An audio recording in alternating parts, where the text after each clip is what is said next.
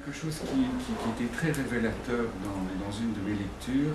C'est une de vos compatriotes, Suzanne Fuseau-Fresch, qui a pendant plus de 20 ans été au CNRS, et donc qui a édité ce livre pour l'astrologie. Alors, en substance, ce qui était interpellant, mais tout à fait révélateur, c'est que elle n'était pas particulièrement pour l'astrologie, loin s'en fout, mais disait autour d'elle à ses confrères, bon, mais à force de dire voilà ça ne tient pas la route, etc., mais une bonne fois pour toutes, avec une démarche scientifique, eh bien cassons, brisons le mythe, une bonne fois pour toutes. Et elle a été interpellée par l'agressivité et la fermeture totale, ce qui est contraire à un esprit scientifique. Et donc avec des tout petits moyens à elle a fait une petite enquête, etc. Et donc au terme, en conclusion, elle disait voilà, il y a quelque chose qui sort du domaine, on sort du hasard, statistiquement, il y a quelque chose. Donc ça veut dire que c'est la démarche idéale pour libérer des fonds et pour pousser plus loin l'étude de savoir pourquoi, comment, etc. Mais il y a, et donc on engage des sommes colossales, des centaines de millions d'euros dans des équipes de chercheurs qui cherchent, ils ne savent pas ce qu'ils cherchent et ils ne savent même pas s'ils vont trouver quelque chose. Or là, on sait qu'il y a quelque chose qui n'est pas de l'ordre du hasard, donc il y a quelque chose à trouver, mais on ne libère pas de fonds. C'est dommage. Oui, et le milieu astrologique ne peut pas non plus générer des fonds, ce qui pourrait être éventuellement envisagé. Et vous avez par exemple en Allemagne, depuis quelques années, quelques enquêtes qui ont été faites. Bon, c'est très réducteur, mais il n'empêche que des sociétés d'assurance allemandes ont découvert que des signes avaient plus d'accidents plutôt que d'autres. Donc là, ils se basaient sur des enquêtes et des statistiques très, mais bon, à leur compte et dans un but. J'avais un de mes amis qui avait trouvé un truc au niveau commissionnel et qui a essayé de vendre son truc à des compagnies d'assurance. Oui. C'est vrai que si ça marchait, si l'astrologie marchait, c'est vrai que, bon, c'est vrai, monsieur Van Dorn, c'est-à-dire qu'effectivement, on peut regretter que l'État ne mette pas plus d'argent dans l'astrologie, mais elle n'en met pas. Mais il pourrait y avoir d'autres sources de financement de l'astrologie qui pourraient exister. Par exemple, les compagnies d'assurance, s'il y avait des choses en astrologie qui marchaient, pourraient éventuellement investir de l'argent dedans.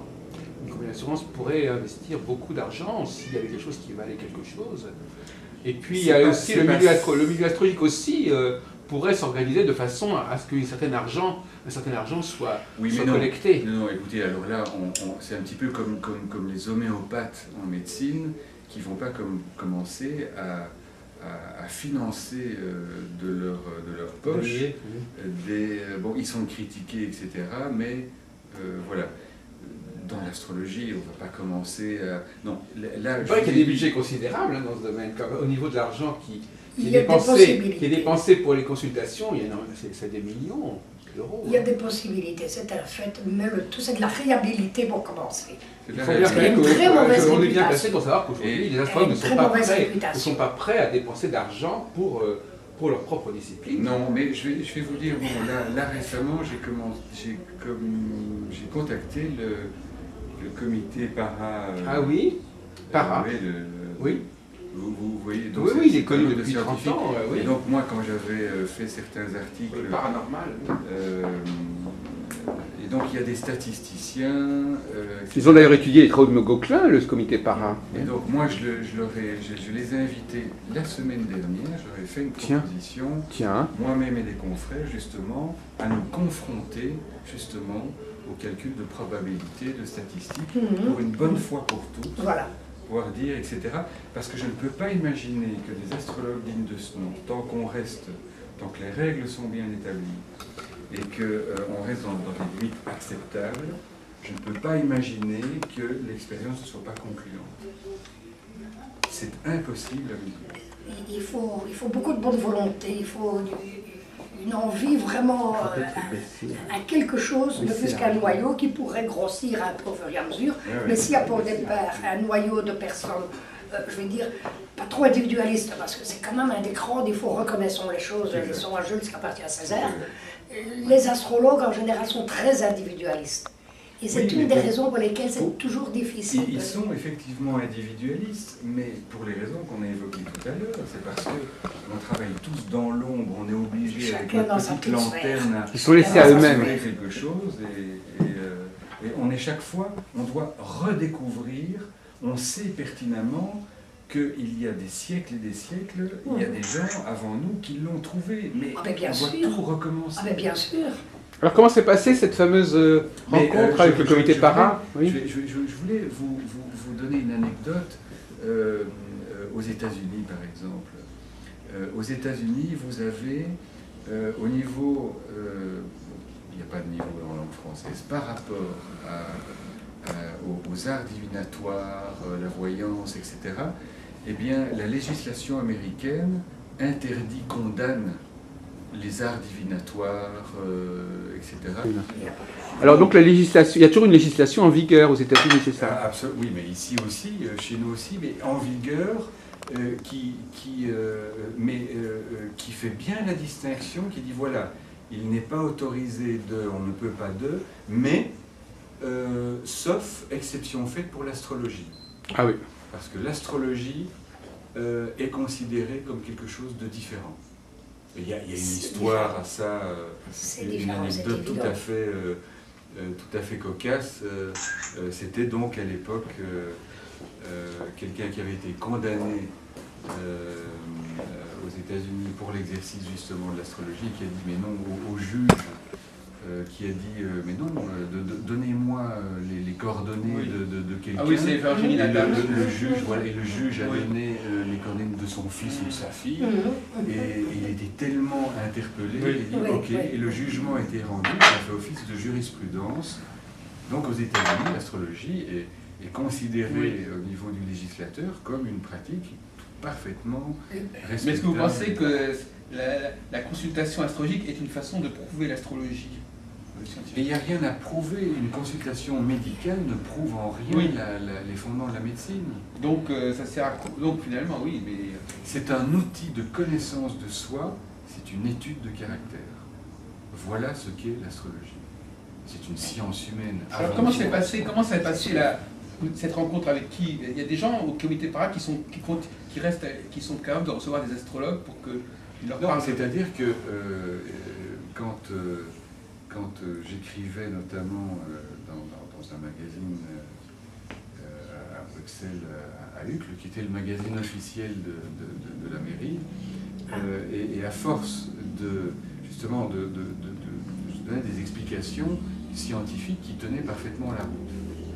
Et par exemple, l'influence des astres sur l'homme, elle commence, quand je suis devant le soleil, je bronze, il y a déjà une influence bien. La Lune influence sur les marées. Bon, dès lors nous sommes constitués de 70% d'eau, il faut quand même faire preuve d'un minimum d'humilité que d'admettre que les liquides qui nous composent sont également, eux, soumis à cette influence, etc. Alors ça n'explique pas tout, mais c'est bon, et alors ça les a agacés. Et donc ils ont fait pression pour me faire bannir et donc la mairie a résisté 4 ans. Et puis après... Mais alors après, vous avez donc repris contact récemment, c'est ça? La semaine dernière, donc c'est très récent. Avec qui? Il y avait des gens spécialement? Avec le président, et donc, étant donné que ce sont un nombre de scientifiques composés, entre autres, c'est ça qui m'intéresse plus particulièrement, de statisticiens et d'études de probabilité, voilà, je me sens, nous avons eu des échanges de courriers difficiles à l'époque, je me sens prêt aujourd'hui, avec l'aide éventuellement d'autres confrères, de nous confronter à une expérience scientifique par vos soins, mais naturellement dont les règles sont à établir ensemble. Protocole. Voilà. Mais moi j'ai rencontré les sceptiques du Québec, je suis allé à Montréal, ils m'ont rencontré. La critique est positive en soi, il en faut, mais vous avez une catégorie de personnes, il y en a beaucoup, c'est autre chose que de la critique, c'est de la véhémence. Mais alors là, vous avez des choses, alors De la vous agressivité, leur avez proposé quelque chose, là, vous leur donnez un exemple de ce qu'on pourrait faire comme recherche. Oui, bien sûr. Ben, Bien sûr. Qu'est-ce que c'est par exemple? Les caractères prédominants, Oui. les moments, ce qui pour moi est quelque chose d'extrêmement flagrant. Je vous ai dit que je pense qu'il n'y en a pas beaucoup. Ma spécialité, c'est l'astrologie prévisionnelle et non pas événementielle, je l'ai dit tout à l'heure, les transits planétaires. Il n'y a pas assez d'ouvrages et de spécialisation dans ce domaine. C'est celle qui m'a le plus interpellé. Et je ne peux pas imaginer que dans une démarche scientifique, avec des gens compétents, il y a indiscutablement des périodes de la vie de quelqu'un où, sans aucun risque, on peut affirmer, sans se tromper, qu'à tel moment, il y a eu un bouleversement profond chez quelqu'un dans tel ou tel domaine. Et à ce moment-là, c'est à l'équipe de recherche de trouver de leur côté des thèmes de naissance d'individus qu'ils connaissent et où on peut vérifier la véracité et les dire, mais nous on n'a pas besoin de savoir de qui il s'agit, on n'a même pas besoin de savoir si c'est un monsieur ou une madame. Moi il m'arrive régulièrement de faire des thèmes où je ne vois jamais les personnes, j'expédie le CD à l'étranger, parfois on ne me dit même pas si c'est un homme ou une femme. C'est pas important, c'est moins agréable. C'est mieux d'avoir au moins le savoir si c'est... Évidemment. Évidemment, parce que déjà, il y a quelque chose de frustrant dans le métier d'astrologue, c'est que quand on voit quelqu'un, ben, la majeure partie des consultants, vous les voyez une fois et puis plus jamais. C'est frustrant, c'est dommage. Ça arrive. C'est aussi fréquent. Enfin, personnellement, j'ai quand même des retours. Une fois que le thème de naissance est fait, ben, pas le refaire.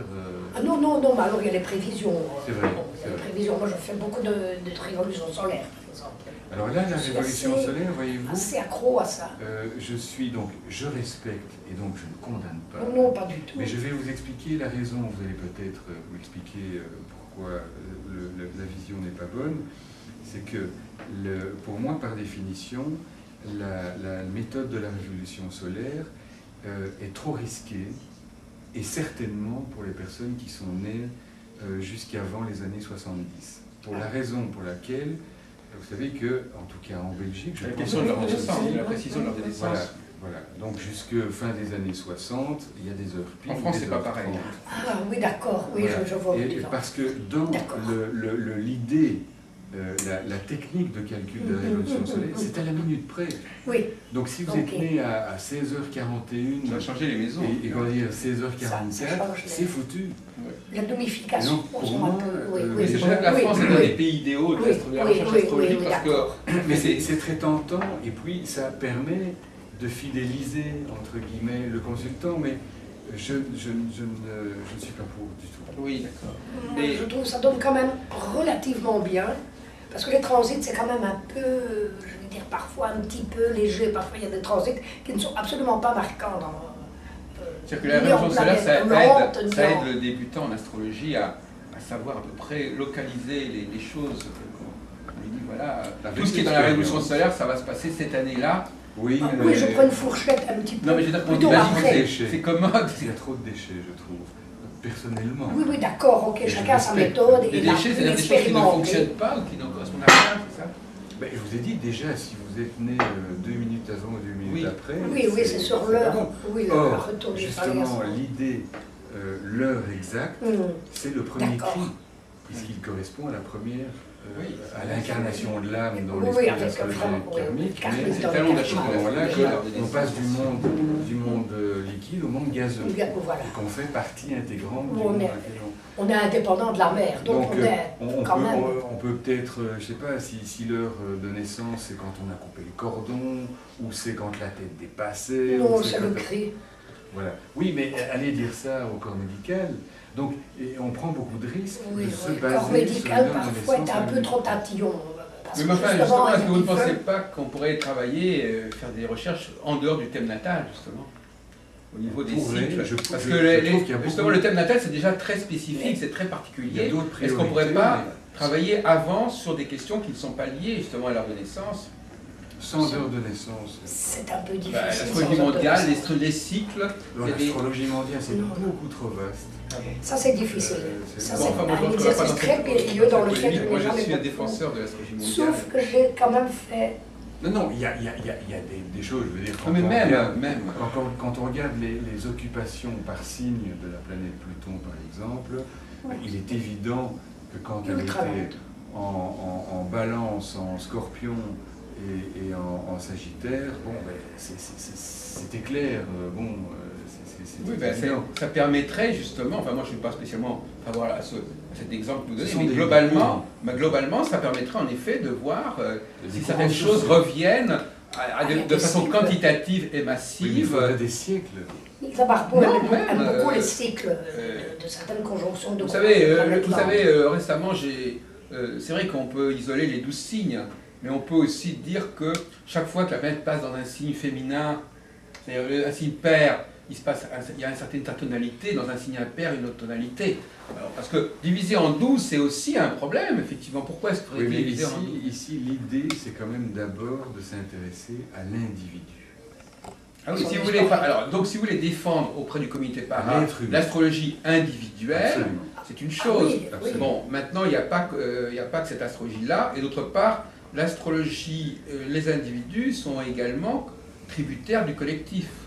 Il peut y avoir des Ah, il y en a tributaires d'autres. qui sont- Il n'y a c'est pas sûr. besoin d'astrologie pour ça. Nous sommes tout simplement tributaires du Non, non, mais il peut y avoir un collectif qui relève aussi lui-même de l'astrologie. Oui, Mais mais vous avez effectivement, il y a aussi des astrologues qui font l'astrologie individuelle et qui, pour le collectif, simplement lisent les journaux. Midi, monsieur Van Dorn, c'est-à-dire que le collectif, je regarde ce qui se dit, mais pour eux, pour moi, l'astrologie, il y a des gens qui ne veulent pas comprendre le collectif ou le mondial par l'astrologie. Ce qui les intéresse, c'est surtout le thème individuel. oui, attention, il y a quand même aussi, moi je tiens quand même compte aussi, malgré tout, de l'endroit, de l'endroit où la personne, bon, un Africain ou un Américain, ou bon, C'est de l'ethnologie. il y a quand même un petit peu aussi, je tiens quand même compte un peu d'une mentalité fondamentale Oui. de la région dans laquelle l'individu Oui. évolue. Oui. Et ça, Il ça est ne relève, évident. relève pas forcément de l'astrologie, en effet, ça. Oui, Ça va influer sur l'astrologie, mais ça ne relève pas de l'astrologie, c'est ce que vous êtes en train de nous dire. l'astrologie en tant que telle peut-être pas, quoique attention, on est de tel signe ou de tel signe, qu'importe l'endroit du globe où on vit, où on est né, les caractéristiques du signe et du thème en général Ça. se retrouvent, parce que moi j'ai Il y a une parfois espèce de- des Asiatiques qui viennent en consultation, Oui. j'ai des Noirs, j'ai des Arabes, en fait ma Et clientèle, entre guillemets, et quelque clientèle. part, il y a quand même des éléments qui reviennent. Ah, c'est une Qu'on soit un évidence. bélier Ah, ça, c'est une africain ou certitude. asiatique, il y a quelque chose qui revient. Ah, ça c'est une Ça, certitude. ce qui est intéressant, justement, c'est de montrer Ah, que oui. le même phénomène Et planétaire global. joue en dehors dans des contextes les plus divers. c'est global. Oui. Absolument. Maintenant, il est évident, c'est qu'il faut quand même tenir compte aussi du socio-familial. Aussi, bon, quelqu'un qui est né dans une famille, comme on dit à l'heure actuelle, défavorisée, au contraire, les capacités de l'individu sont latentes, mais n'ont pas toujours eu l'occasion de s'épanouir. Évidemment. J'ai des individus qui viennent, qui n'ont pas pu faire d'études ou quoi, et qui en sont frustrés, qui sont... Alors, tout doucement, je leur dis, mais écoutez, il y a toujours moyen de rectifier un peu le tir. Oui, mais enfin, Votre intellect, votre cérébralité, vous avez cette potentialité, mais c'est à vous. N'attendez pas que tout vous tombe du ciel, c'est le cas de le dire. Et c'est ce qu'on disait tout à l'heure. Donc il y a quand même... Alors là, on va peut-être prendre le conditionnaliste, ou on va peut-être aller dans d'autres branches, ok, moi, je Il suis un n'est pas petit peu... inscrit à l'avance Ce n'est pas inscrit. que telle ou telle personne est obligée et est condamnée à vivre le bonheur à telle période ou le malheur à telle période. Voilà. Ça dépend quand même aussi Ça, c'est contraire à l'astrologie. des actes de l'individu, et ça, les actes vont avec le tempérament fondamental. Un poisson ne va pas être aussi actif qu'un sagittaire ou qu'un... Attendez, Bon. je rectifie, excusez-moi, je dis c'est contraire à l'astrologie. Non, en réalité non, parce que globalement, il y a une astrologie traditionnaliste et déterministe, principalement, par exemple, qui est encore pratiquée en Inde, au Népal, et enseignée d'ailleurs à l'université en Inde, où là, bon, c'est un peu le mektoub des Arabes, c'est inscrit à l'avance, mais à ce moment-là, on n'a plus rien à Plus faire. libre. Bon, ben c'est inscrit à l'avance, et alors il y a une sorte de fatalisme. Oui, mais enfin, si vous voulez, il faudrait peut-être quand même pas jeter le bébé avec l'eau du bain. Il peut y avoir des choses qui sont inscrites à l'avance et d'autres qui ne le sont pas. Non, ça dépend ce qu'on entend. Il peut y avoir certaines... Je pense que... Non, mais je veux dire, c'est pas tout ou rien. On n'est pas dans le tout ou rien en astrologie. La question, c'est que souvent, on n'arrive pas à définir ce dont parle l'astrologie. C'est qu'on n'arrive pas à dire ce dont elle traite. Non, mais l'individu, c'est trop général, le mot individu, pour définir le champ de l'astrologie. C'est un univers. C'est un microcosme, c'est pour déterminer ce qui... C'est un microcosme. C'est un petit peu que de poser la question à un astronome. D'où le titre de votre revue, d'ailleurs. C'est un petit peu l'idée de poser à un astronome. Oui, mais votre étude d'astronomie, c'est quoi? C'est l'étude des astres, de l'univers, etc. Eh bien, un astrologue, c'est l'exploration d'un être humain. C'est exactement la même chose. Son univers. Vous savez que l'astronomie, normalement, pas aujourd'hui, mais... Astronome et astrologue. Non, mais l'astronomie, normalement, elle ne s'est pas intéressée à la totalité des astres. Elle s'est intéressée à la cinétique des astres, elle s'est intéressée au mouvement des astres. Elle n'était pas capable de dire le contenu des astres, elle n'était pas capable de dire le contenu chimique des astres. Donc même l'astronomie, elle avait ses limites par rapport aux astres. Astronome et astrologue. L'astrophysique, l'astronomie n'était pas une astrophysique. Non, c'est-à-dire qu'au départ, l'astronomie, l'étude des astres, elle a été faite uniquement pour des questions de nécessité. On prend le cas de l'enséologie. Elle n'est intéressée qu'à certains éléments des astres, pas à la totalité de l'astre. Donc on peut très bien imaginer de la même façon que l'astrologie s'intéresse à certaines choses de l'individu, mais pas à tout. Au niveau prévisionnel, puisque vous en parlez tout à l'heure, qu'est-ce que l'astrologie peut prévoir et qu'est-ce qu'elle ne peut pas prévoir? Quel est le domaine de prévision qui est celui de l'astrologie? On en a parlé tout à l'heure. Apparemment, vous ne le limitez pas, quelque part. On n'arrive pas très bien à le limiter. Donc l'individu, tout ce qui arrive à l'individu, ou tout ce qu'est l'individu, c'est beaucoup ça. Ben oui, c'est infini. Oui, c'est beaucoup. On peut ne pas être d'accord avec vous sur ce point. L'astronomie, c'est infini. Non. On continue à explorer. On ne peut pas dire, voilà, maintenant on a défini l'univers, point. Bon, écoutez, alors de tout d'abord, premièrement, l'astrologie, elle ne s'appelle pas l'anthropologie. Donc effectivement, l'astrologie, c'est la dimension de l'homme qui est en rapport avec le cosmos. C'est pas forcément l'être humain dans sa totalité. Ah non, mais le mot, si vous jouez sur le mot n'indique pas qu'il faille étudier la totalité de l'être humain. À ce moment-là, c'est une anthropologie ou c'est une psychologie. Si elle est une astrologie, c'est qu'elle étudie cette interface, mais uniquement l'interface entre l'homme et le cosmos. Elle n'étudie ni le cosmos ni l'homme, elle étudie le rapport entre les deux. C'est-à-dire ce qui est convergent entre les deux. C'est précisément ce que l'astrologie fait, puisque c'est en fonction... Oui, mais il y a des choses qui ne relèvent pas, des choses chez les humains qui ne relèvent pas forcément de l'astrologie.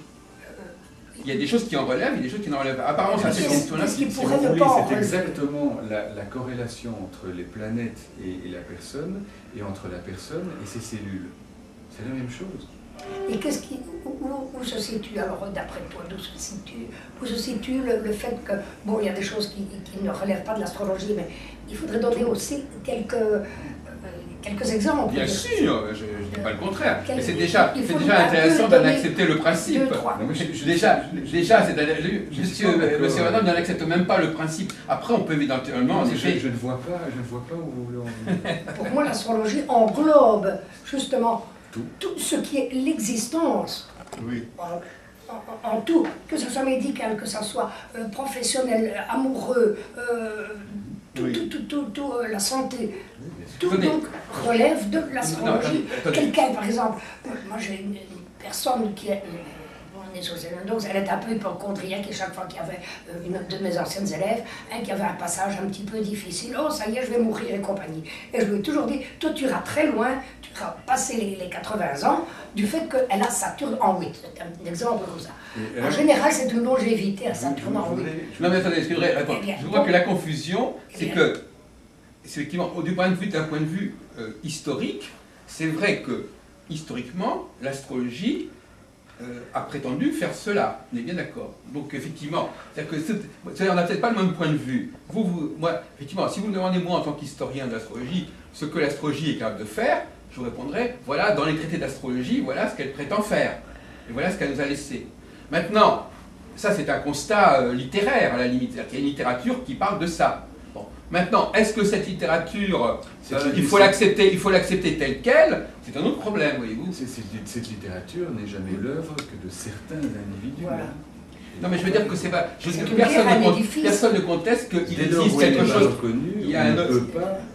Il y a un objet qui s'appelle l'astrologie et qui est capable de faire ce qu'on vient de dire. Bon. Maintenant, la question est de savoir si cet objet, on peut en faire la critique, on peut se poser des questions sur cet peut objet. critiquer. Mais Bien sûr effectivement, qu'on cet peut objet, il critiquer. existe. C'est-à-dire qu'il y a un objet qui existe et qui fonctionne. et qui fonctionne et qui est un Il faut outil être qui de permet ça. mauvaise foi Mais pour on les peut faire aussi ça. se Ça, poser c'est des une questions évidence. sur. C'est vrai que l'autre jour, j'ai discuté avec justement Laurent Dallès, là, Randalès, oui, oui. que j'ai vu hier soir et que je vais voir tout cet Ah bon, après-midi. bien, c'est... Voilà. Il faut bien le... Alors lui, il est Bonjour. amusant parce que lui, alors c'était amusant parce que la conversation s'est faite en 2 temps. Professeur de physique à la base. Voilà. Donc, bon, je le revois cet après-midi.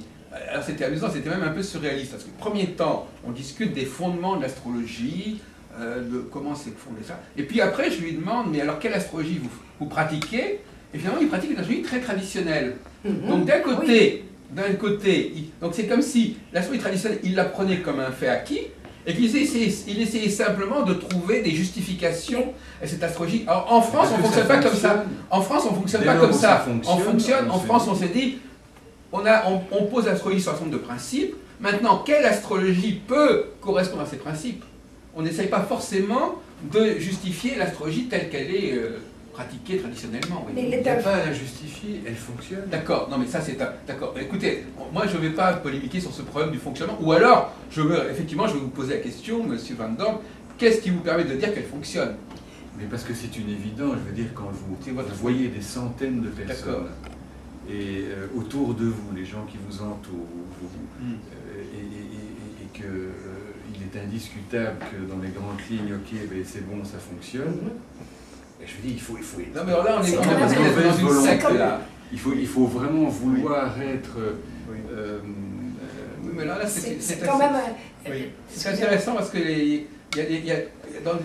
on ne parle pas de l'astrologie de la même manière dans les différents pays. Je ne peux pas le dire autrement. Oui, Il y a quand même... mais alors là, vous avez vraiment, effectivement, vous avez la foi totale en astrologie. Mais il est un C'est fait parce que évident. ça se vérifie. Oui, non mais d'accord, mais bon, non mais c'est...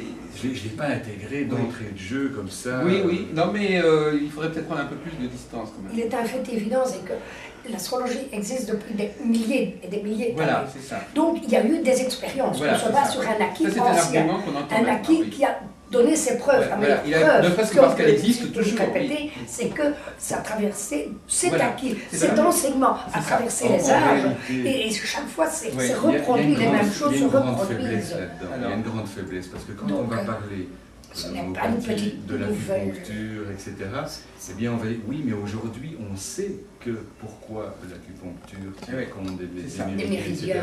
Mais bon, mais on ne veut pas, Oui. il y a un refus qui est totalement suspect, Oui, c'est vrai. justement, de vouloir, auprès du monde scientifique, libérer des fonds pour une bonne fois pour toutes, justement, Oui. donner l'explication du pourquoi ça fonctionne ou pourquoi ça ne peut Oui, pas fonctionner. dans le cas de l'acupuncture, Donc on est tout seul. oui, non, mais vous avez raison.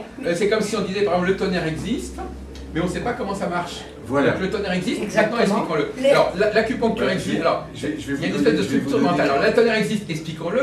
L'acupuncture existe, il n'y a plus qu'à l'expliquer. L'astrologie existe, il n'y a plus qu'à l'expliquer. Mais voilà, mais c'est- regardez, oui, il y a un merveilleux exemple, c'est dans l'ancienne Égypte, vous aviez les marins qui, pour se prémunir du dieu Seth, la foudre, Seth à l'époque de l'ancienne Égypte, ils mettaient une peau de chat vous voyez, ils étaient superstitieux. Ouais, on a compris après voilà. que ça- Et puis après, on a compris que... Ouais. Bon, mais ici, on ne parle pas de superstition dans l'astrologie. On en a parlé tout à l'heure, ce sont des bases qui sont parfaitement rationnelles, mathématiques et scientifiques, n'en déplaise Oui, c'est quand même la science. Parce que j'ose employer le terme science, la plus ancienne. La plus ancienne, avec les mathématiques et avec certaines autres choses, puisqu'avec l'astronomie et l'astrologie, elles se sont imposées en quelque sorte. Et les anciens, moi j'aime bien les appeler les anciens, ont quand même vu les évidences, se sont rendus compte de ces évidences, en ont fait des ouvrages bien avant, et c'était même quelque chose qu'ils observaient déjà le ciel, bien avant même que l'écriture n'existe. Donc, il y a déjà une tradition orale qui s'est transmise depuis la nuit des temps. Donc, ce n'est pas quelque chose de tout nouveau qu'on découvre là maintenant depuis quelques siècles. C'est quelque chose qui a des cycles au niveau et puis scientifique, qui renaît un peu comme le phénix de ses cendres. Vous savez, Donc, il y a ce qu'on appelle... au niveau scientifique, le vieil enseignement de l'humanité. les Américains sont souvent beaucoup plus... Le prouver qu'on existe. Mais je voulais parler du soleil en bronze, la lune, les liquides, etc. Mais plus récemment, aux États-Unis aussi, il y a une quinzaine d'années, eh bien, il y a des scientifiques qui se sont penchés sur les effets de la lune sur l'être humain en tant qu'individu. Et ce qu'ils ont mis en évidence, c'est l'impact, l'influence au niveau du régime alimentaire 4 minutes. par rapport au cycle lunaire. Ça aussi. Bon, alors, donc il faudrait libérer, en fait, il faut une volonté scientifique. Et les détracteurs, eh bien justement, ça pourrait leur faire plaisir en disant une bonne fois pour toutes, on va leur clouer le bec. Mais je crois qu'on a peur aussi de trouver quelque chose. On parle ici d'astrologie géocentrique. Oui, bien évidemment, l'héliocentrisme, ça c'est complètement... C'est de l'aberration. L'argument justement classique, qui ne tient plus debout naturellement. Mais je trouve et donc ça n'est plus d'actualité, on parle d'un système géocentrique, on parle d'une astrologie tropicale, point. Et ils n'ont plus d'autres arguments à avancer. Alors, donc il faut maintenant impérativement libérer des fonds pour... Mais il est évident, c'est que je trouve extraordinaire. Oui, bien sûr. Je trouve extraordinaire qu'on doive prouver notre existence en quelque sorte. Or, nous existons à travers l'astrologie quelque part. C'est l'astrologie, c'est la gravitation des planètes entre elles et tout. Et nous sommes là des toutes petites choses qui fonctionnons en fonction, je me répète, en fonction des cycles planétaires. Donc, nous sommes une forme de, comme disait Hubert Reeves, une poussière d'étoiles. Nous sommes un petit microcosme, nous représentons ce qui se passe en haut. Nous l'avons ici. Donc nous avons tout, nous avons les minéraux, nous avons tout. Du reste, sur mon site, je suis occupé à faire les 7 planètes majeures et leurs métaux, les métaux associés aux planètes. Saturne, le plomb et ainsi de suite. Le plomb étant nocif, c'est assez démontré, compagnie. Saturne étant considéré comme un maléfique et comme une planète donnant la mort. Donc il y a quand même trop de corrélations que, comme tu dis, que pour la réfuter. Alors il faut vraiment... Si on peut parler à certains moments de l'existence d'un certain Fatum, Saturne intervient. Quand on voit difficilement négociable avec Saturne. Ce qui est difficilement négociable avec Saturne. Oui. Non, mais je ne suis pas suffisamment... Oui, c'est beaucoup trop rigide, beaucoup trop... Oui, ce sont des gens... Bain dans la joie et la dégreffe. Pas tout à fait, non. C'est pas tout à fait le genre. On met un jupitérien, parce que là c'est beaucoup plus ouvert, c'est beaucoup plus... En matière de prédestination, on peut assimiler un petit peu certains passages. C'est évident. En restant dans des limites raisonnables et ne pas dire, bon, ben, vous allez rencontrer quelqu'un qui sera grand, blond, comme ceci, comme... Non, moi je refuse. On me demande des numéros de loto. Non, il ne faut pas demander à l'astrologiste qu'elle ne peut pas donner non plus.